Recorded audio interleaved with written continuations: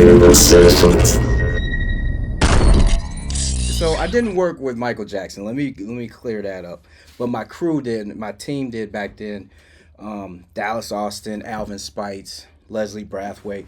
Again, we were all a crew, and they would share their stories when they came back from working with him in L.A. Oh, also shout out to my guy Jeff Villanueva, Ricky, and Rodney Jerkins. All of them worked with them as well, and I got some stories from Jeff and from Ricky. Jeff engineered for him. Ricky was the manager, and of course Rodney produced. So I didn't work with him per se, but I felt really close to him because it was 1 degree of separation with my immediate team and my immediate crew. But my experience with Michael was when I was in Orlando, Florida. My brother and I, my brother Jerry, in fact, he helped me on If They Knew. He played keyboards with me on that record. We're down at Walt Disney World. And, we had just seen an impersonator downtown Orlando, maybe like a day or, yeah, like that day before, the street performers and stuff. But as we were walking over by Space Mountain, we seen a person that looked like Michael Jackson walking towards us. So in my mind, I'm like, oh, that's that impersonator from downtown Orlando. And my brother's like, no, that, and he kind of froze.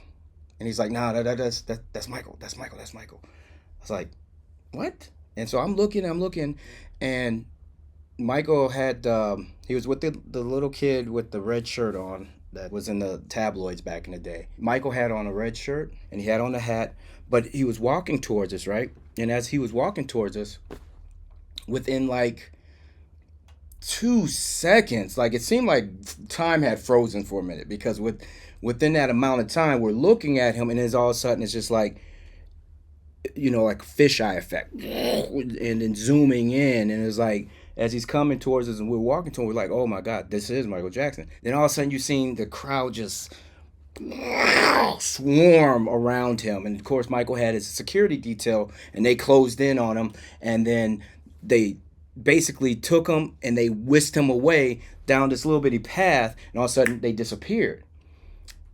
So it was kind of surreal. We were really tripping out. So, because Michael's one of my favorite artists of all time, and of course one of Jerry's as well. Oh, I forgot to mention, as we're walking or as we're coming towards him, then the crowd started coming in, closing in, and then Jerry's jumping over trash cans and over the benches and everything. We were trying to get to him. It was really hectic, really wild. Nonetheless, we go over to Space Mountain. And by the time we get to the front, it was just surreal.